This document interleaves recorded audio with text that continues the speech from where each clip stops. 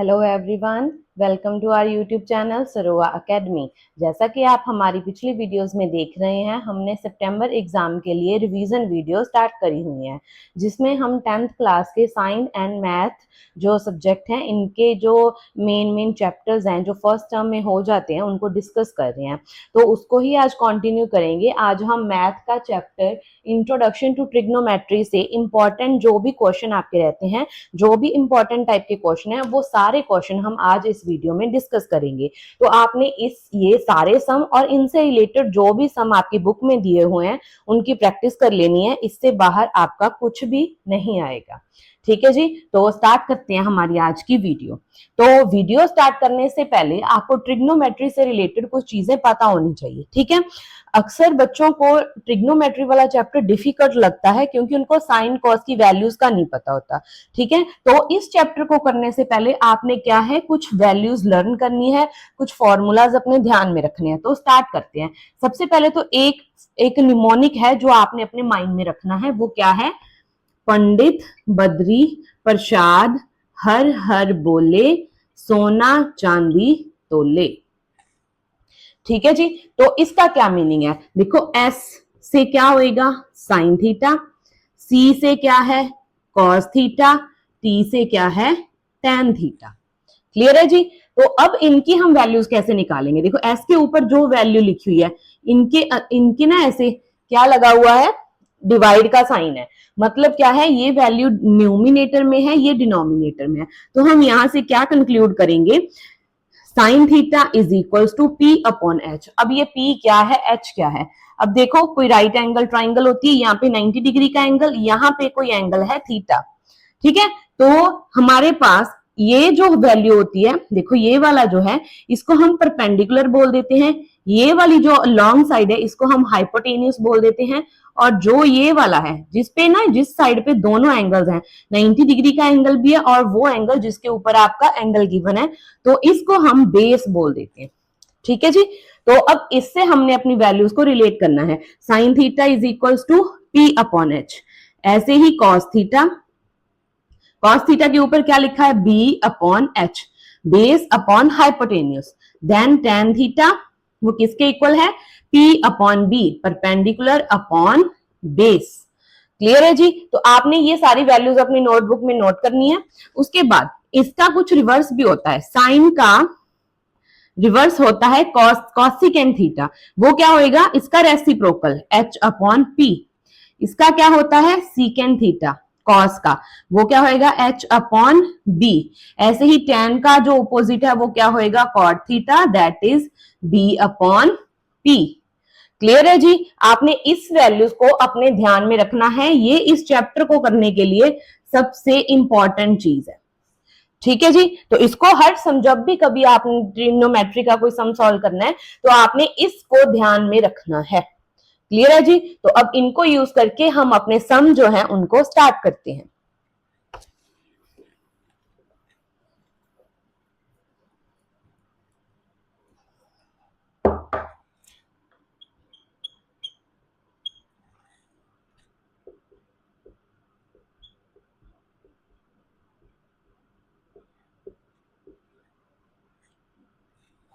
हाँ जी, तो फर्स्ट सम में हमें क्या गिवन है? हमें पी क्यू आर कोई ट्राइंगल गिवन है, जिसमें ना क्यू एंगल जो है वो 90 डिग्री पे है। तो ये हमारे पास कोई राइट एंगल ट्राइंगल है, पी क्यू आर। क्यू के ऊपर क्या है? 90 डिग्री का एंगल है। ठीक है जी, तो हमें क्या बोला है? जो पी क्यू साइड है, ये वाली, वो है 12 सेंटीमीटर, और जो पी आर है, दैट इज दिस 13 सेंटीमीटर। तो हमने क्या फाइंड करना है? Tan P. एक हमने क्या फाइंड करना है? Cot R. फिर दोनों वैल्यूज को क्या करना है? सब्ट्रैक्ट। ठीक है जी, तो आपने ना देखा होगा, जब मैंने वहां पे ना साइन थीटा लिखा था, तो थीटा एंगल यहाँ पे था। तो इस साइड पे 90 के सामने जो भी एंगल आएगा, उसको ना, वो वाली साइड को आपने बेस कंसीडर करना होता है। आप देखो मैं कैसे इनकी वैल्यूज निकालूंगी। ठीक है, तो सबसे पहले देखो, tan की वैल्यू किसके इक्वल होती है? उसके लिए हमें क्या चाहिए? tan के लिए परपेंडिकुलर अपॉन बेस चाहिए, है ना? परपेंडिकुलर हमारे पास है पर बेस नहीं है। तो सबसे पहला काम हमारा क्या होएगा? हमने इस बेस की जो वैल्यू है वो फाइंड आउट करके लानी है।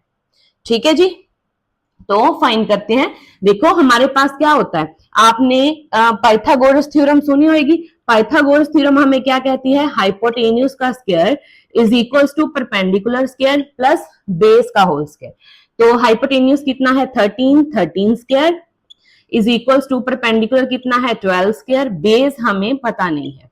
तो कितना आएगा 13 का square 169, 12 square 144 plus B square 169, 169 is equals to this one, है ना। अब इसको सब्ट्रैक्ट करो, कितना आएगा हमारे पास 25। ये तो बी स्क्वायर की वैल्यू है, ओनली बी की वैल्यू क्या आ गई हमारे पास 5। तो इतना करके हमने क्या है, जो हमारा बेस था वो कैलकुलेट कर लिया, कितना आ गया 5।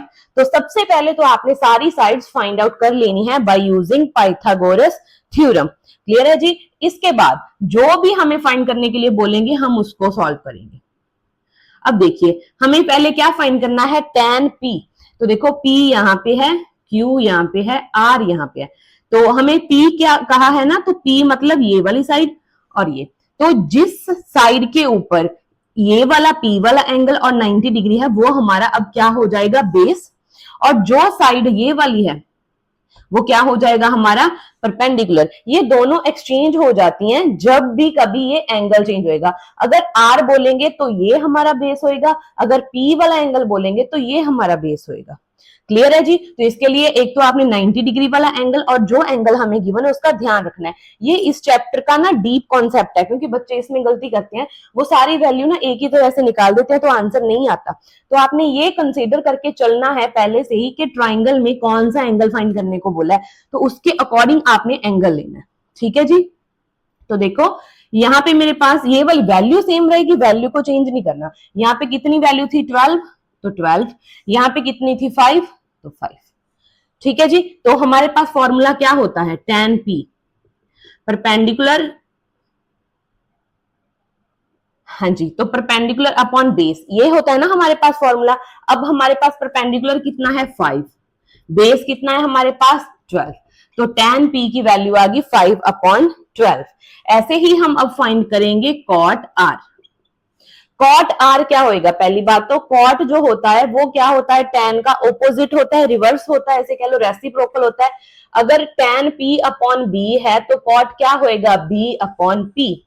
ऐसे ही लेंगे बी अपॉन पी। पर अब इसके लिए हमने ट्राइंगल कौन सी लेनी है, आर वाली, जिसमें आर वाली साइड जो है ना ये हमारा क्या है, बेस है, क्योंकि आर के ऊपर एंगल बोला है ना उन्होंने। तो ये साइड तो 12 थी, ये वाली कितनी थी 5। तो इस बारी हमारा जो बेस है वो कितना हो गया 5, और जो हमारा परपेंडिकुलर था वो कितना हो गया 12। क्लियर है जी। तो हमने tan p और cot r की वैल्यूज निकाल ली। अब इन दोनों वैल्यूज को सब्ट्रैक्ट करो, तो कितना आ गया 5/12 माइनस 5/12 इज इक्वल्स टू 0। क्योंकि दोनों वैल्यू सेम है तो सब्ट्रैक्ट करके कितना आ जाएगा 0। आई होप आपको समझ में आया होगा। मैंने ये सम इसीलिए लिया था जिसमें डिफरेंट वैल्यू थी। इस टाइप का क्वेश्चन ही आपसे पूछा जाएगा तो आपने करना कुछ नहीं है, आपने पहले तो इस एंगल का ध्यान रखना है, उस साइड को आपने बेस कंसीडर करना है। ठीक है जी। तो फर्स्ट सम तो हमारा हो गया। अब सॉल्व करते हैं सेकेंड सम। मैंने इस वीडियो में सारे के सारे डिफरेंट टाइप के सम लेने हैं ताकि आपको हर एक टाइप का सम जो है मैं सॉल्व करवा सकूं, आपको समझ में आए कि किस किस टाइप के सम आपके इस चैप्टर में से बन सकते हैं। देन सॉल्व करते हैं सेकंड सम। इसमें हमें क्या बोला गया है, cot theta is equals to 7/8। अब मुझे बताओ cot थीटा किसके इक्वल होता है, बेस अपॉन परपेंडिकुलर। हमने फाइंड क्या करना है, 1 plus sine theta 1 minus sine theta upon 1 plus cos theta 1 minus cos theta. इसकी वैल्यू फाइंड आउट करनी है। इसके लिए हमें कौन से एंगल चाहिए, हमें किसकी वैल्यू पता होना चाहिए, एक तो साइन थीटा की, एक कॉस थीटा की। तो फाइंड करें। देखो साइन थीटा किसके इक्वल होता है, P अपॉन एच। हमारे पास H नहीं है, हमारे पास B है, P है। तो हम क्या करेंगे, by using Pythagoras theorem, H square is equal to P square plus B square. तो P की वैल्यू कितनी है, हम B की वैल्यू है हमारे पास यहाँ पे 8, यहाँ पे 7। 8 स्क्वायर कितना हो गया 64, 7 7 जा 49। अब इनको प्लस करो, कितनी वैल्यू बनेगी 9 + 4 13, 6 + 4 10 + 1 113। ये तो h स्क्वायर आ गया, h की वैल्यू कितनी आ गई स्क्वायर रूट 113, क्योंकि इसका स्क्वायर रूट हमारे पास नहीं होता तो इसकी वैल्यू हम इतनी लेंगे, प्रॉपरली स्क्वायर इसका नहीं होता स्क्वायर रूट। ठीक है, तो h की वैल्यू हमने निकाल ली। तो यहां से अब हम सॉल्व करेंगे sine theta and cos theta. Sine theta होता है P/H, तो वैल्यू कितनी आएगी, P है हमारे पास 8 और H है √113। कॉस थीटा किसके इक्वल है B/H, B की वैल्यू है 7 और हाइपोटेन्यूस कितना है 113 इन रूट।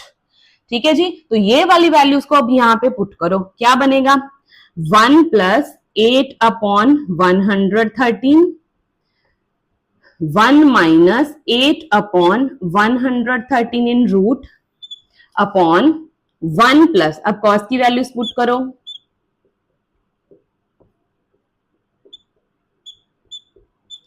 इसके बाद आपकी मर्जी है आपने इसको कैसे सॉल्व करना है। तो यहाँ पे आइडेंटिटी बन रही है, देखो a + b, a - b किसके इक्वल होता है a² - b²। ऐसे ही नीचे आइडेंटिटी बनाओ, a + b, a - b किसके इक्वल होता है a² - b²। क्लियर है जी। अब इसको सॉल्व करो, जब आप 1 की स्क्वायर करेंगे तो 1 ही रह जाएगा, -8² 64, 113 रूट में है, जब इसकी स्क्वायर करेंगे तो रूट इसका कैंसिल आउट हो जाएगा।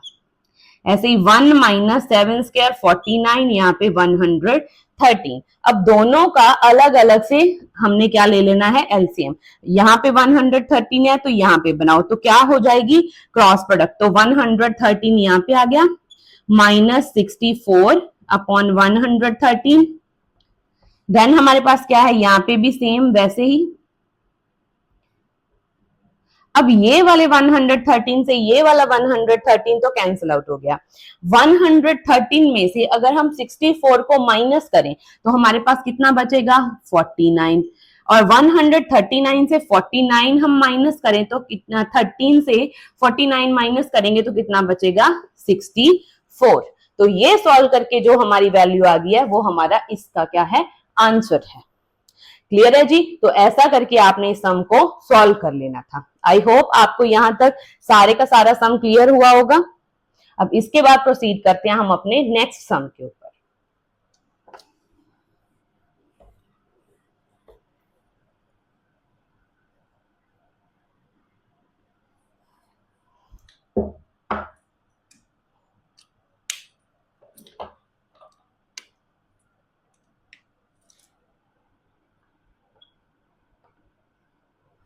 हाँ जी, तो इस समय हमें क्या गिवन है, देखो ट्राइंगल गिवन है PQR।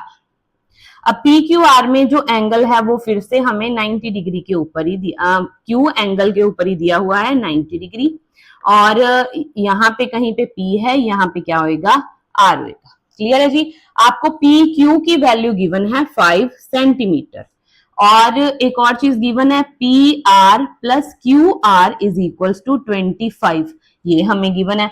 हमने क्या फाइंड करना है sine P, cos P and tan P। देखो ये सारी वैल्यूज कैलकुलेट तो हम कर ही लेंगे, उसके लिए हमें तीनों साइड्स पता होनी चाहिए। सबसे पहला हमने क्या करना होता है साइड्स फाइंड करनी होती हैं। तो हम यहाँ पे हमें देखो एक साइड पता है, दो साइड का हमें सम पता है, तो हम क्या करते हैं इनमें से किसी एक साइड को कुछ लेट कर लो। सपोज करो मैं यहाँ पे PR जो साइड है उसको X लेट कर रही हूँ, ठीक है, इसको हमने लेट कर लिया। तो आगे क्या होएगा, यहां से QR की वैल्यू कितनी आ जाएगी 25 माइनस PR को तो हमने क्या है 25 माइनस इसको क्या लेट कर लिया था X, तो QR की वैल्यू इतनी आ गई और PR की वैल्यू ये है। यहाँ पे पुट कर दो 25 - X, यहाँ पे क्या है X। अब इसके ऊपर जब हम पाइथागोरस थ्योरम लगाएंगे तो x की वैल्यू कैलकुलेट हो सकती है। अगर x निकल गया तो फिर दूसरी वैल्यू भी ऑटोमेटिकली आ जाएगी। तो यहाँ पे सॉल्व करते हैं। देखो ये क्या है हमारे पास, हाइपोटेन्यूज, ये क्या है हमारे पास, बेस, और ये क्या है, इसको देखने से तो हम यही पता लग रहा है ना, ये क्या है हमारे पास, परपेंडिकुलर। तो सॉल्व करते हैं, क्या बनेगा, देखो x square is equals to 25 minus x का whole square plus 5 square. X square is equals to, यहाँ पे a माइनस बी की होल स्क्वायर वाली आइडेंटिटी लगेगी, तो 25 का स्क्वायर कितना होएगा, 625 plus x square minus 2ab होता है तो क्या बनेगा 50x। 5 का स्क्वायर कितना हो गया 25। अब यहाँ पे एक्स स्क्वायर है, यहाँ पे प्लस है, इधर आके माइनस होएगा, तो दोनों एक्स स्क्वायर तो एक दूसरे के साथ कैंसिल आउट हो जाएंगे। ये माइनस 50 है, राइट में लेफ्ट में जाके क्या हो जाएगा प्लस का 50। 625 में 25 प्लस करेंगे तो कितना बनेगा 650। अब यहां से x की वैल्यू हम इजीली कैलकुलेट कर सकते हैं। तो 13 5 जा 65, तो x की वैल्यू कितनी आ गई 13। अगर ये हमारा 13 आ गया तो फिर मतलब यहां से हम क्या क्लियर कर रहे हैं कि पी आर जो है उसकी वैल्यू तो आ गई 13 सेंटीमीटर, तो क्यू आर अब कितना आ जाएगा 25 माइनस 13, तो 5 माइनस 3 2, 2 माइनस 1 1, तो क्यू आर कितना आ गया, ये वाली वैल्यू हमारे पास यहां पे लिख लें। सॉल्व करके ये वाली वैल्यू हमारे पास 12 बन गई, ये वाली कितनी आ गई 13, और ये हमारे पास 5 ऑलरेडी था। ठीक है, तो इसके बाद हम सॉल्व करते हैं अपना सम जो हमें वैल्यूज कैलकुलेट करने को बोला था। क्लियर है जी, इतना तो आपने हर सम में करना ही है, सीख लो, कुछ नहीं है इसमें, जस्ट आपने पाइथागोरस थ्योरम अप्लाई करनी है, जो हम अपनी इससे प्रीवियस क्लासेस थी उसमें हम करके आए हैं, अच्छे से इसकी तो प्रैक्टिस करी होगी सबने। तो इसके बाद हम सॉल्व करते हैं। देखो हमने क्या निकालना है, सारी जगह पे P के ऊपर एंगल है, तो P के ऊपर एंगल मतलब ये वाला, तो ये हमारा क्या बन जाएगा बेस। इसको हमने क्या बना लेना है बाद में, बेस। मैं यहाँ पे अलग से ही ड्रॉ करती हूँ, P Q R, P angle की बात कर रहे हैं तो ये हमारा बेस होएगा। ये क्या होएगा, परपेंडिकुलर हाइपोटेन्यूस सेम रहता है, पर वैल्यू तो सेम ही लेनी है, वैल्यू थोड़ी चेंज होएगी, हमने साइड्स को चेंज कर लेना है बस। तो इसकी वैल्यू कितनी है 5, ये वाली वैल्यू कितनी है 12, और ये वाली वैल्यू कितनी है 13। तो अब हम सॉल्व करते हैं। सबसे पहले निकालना है साइन P। क्या होता है sine P, perpendicular upon hypotenuse. Perpendicular कितना है 12, हाइपोटेन्यूस कितना है हमारे पास 13। इसके बाद निकालना है कॉस P, वो किसके इक्वल होता है, बेस अपॉन हाइपोटेन्यूस। बेस कितना है यहाँ पे देखो, इसको ना ऐसे करके प्लेस करेंगे, यहाँ पे Q है, यहाँ पे P है, यहाँ पे R है, तो बेस जो है हमारे पास वो कौन सा है, यहाँ पे R है, तो बेस जो है हमारे पास यहाँ पे 5 है, और जो हाइपोटेनियस है वो 13, परपेंडिकुलर 12 है। इस ट्राइंगल को ऐसे कर देना है, ठीक है, तो फिर कंफ्यूजन नहीं होती, इसमें देखने में प्रॉब्लम होती है। ठीक है, तो कॉस P की वैल्यू कितनी है, बेस अपॉन हाइपोटेन्यूस। बेस कितना है 5, हाइपोटेन्यूस कितना है 13। देन कैलकुलेट करना है tan P। tan किसके इक्वल होता है, परपेंडिकुलर अपॉन बेस। अब परपेंडिकुलर कितना है हमारे पास 12, एंड बेस कितना है हमारे पास 5। तो ऐसा करके आप कोई भी वैल्यू कैलकुलेट कर सकते हो। ठीक है जी, तो ये तो हमारी फर्स्ट एक्सरसाइज के सम थे, इससे बाहर आपको कोई सम नहीं आएगा, आपने जस्ट वैल्यूज कैलकुलेट करनी है। मैंने पूरी एक्सरसाइज से डिफरेंट टाइप के सम आपके लिए यहाँ पे निकाल दिए हैं, आपने उनको अच्छे से उनकी रिवीजन कर लेनी है, उनकी प्रैक्टिस कर लेनी है। ठीक है।